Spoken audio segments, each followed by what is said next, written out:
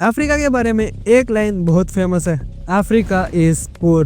पर अगर आप रुक के थोड़ा सोचो तो ये लाइन खुद में ही अजीब लगती है, क्योंकि अफ्रीका दुनिया का सबसे रिच रिसोर्स कॉन्टिनेंट है। Gold, diamond, oil, cobalt, copper, uranium, earth के सारे रेयर मिनरल्स पाए जाते हैं। फिर तो अब सवाल सीधा ये है, अगर अफ्रीका इतना अमीर है तो अफ्रीका के लोग इतने गरीब क्यों हैं?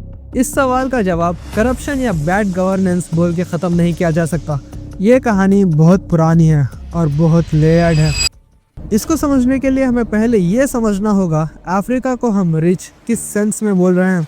अफ्रीका के ज़मीन के नीचे का हिस्सा दुनिया के लिए क्रिटिकल है। आज का smartphone, electric car, solar panels, missile system, ये सब अफ्रीका से निकले मिनरल्स पर डिपेंडेंट है। फॉर एग्जाम्पल, दुनिया का लगभग 70% कोबाल्ट सिर्फ कॉन्गो से आता है, और कोबाल्ट के बिना इलेक्ट्रिक व्हीकल्स और बैटरीज पॉसिबल ही नहीं। तो दुनिया का फ्यूचर ग्रीन हो रहा है, लेकिन उस ग्रीन फ्यूचर का बेस अफ्रीका के जंगल और माइंस में है।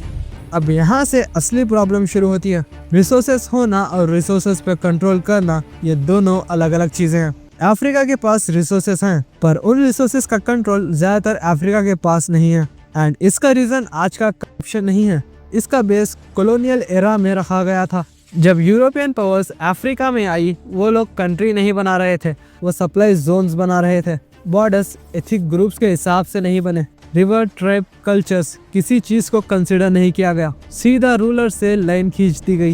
एंड रिजल्ट, आर्टिफिशियल कंट्रीज और परमानेंट इंस्टेबिलिटी। कॉलोनियल पावर्स ने अफ्रीका को मैन्युफैक्चरिंग के लिए डेवलप ही होने नहीं दिया।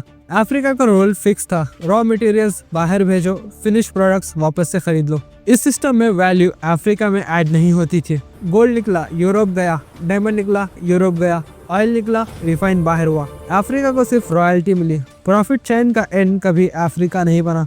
अब इंडिपेंडेंस के बाद भी ये स्ट्रक्चर ज्यादा चेंज नहीं हुआ। पहले यूरोपियन गवर्नमेंट थी, बाद में मल्टीनेशनल कंपनीज आ गई। Mining contracts, long term agreements, सब ऐसे डिजाइन हुए जहां रिस्क अफ्रीका का और प्रॉफिट बाहर वालों का था। अब इस पर एक और लेयर ऐड होती है, कर्ज। अफ्रीका के कई कंट्रीज डेवलपमेंट के लिए लोन लेते गए, रोड्स, डैम्स, इंफ्रास्ट्रक्चर्स। पर जब एक्सपोर्ट का मॉडल ही वीक हो तो लोन चुकाना मुश्किल हो जाता है। एंड फिर क्या होता है, IMF और वर्ल्ड बैंक जैसे इंस्टीट्यूशंस आते हैं, लोन देते हैं, पर कंडीशंस के साथ। कंडीशंस कुछ ऐसे थे, सब्सिडीज कम करो, पब्लिक स्पेंडिंग कम करो और मार्केट्स ओपन करो।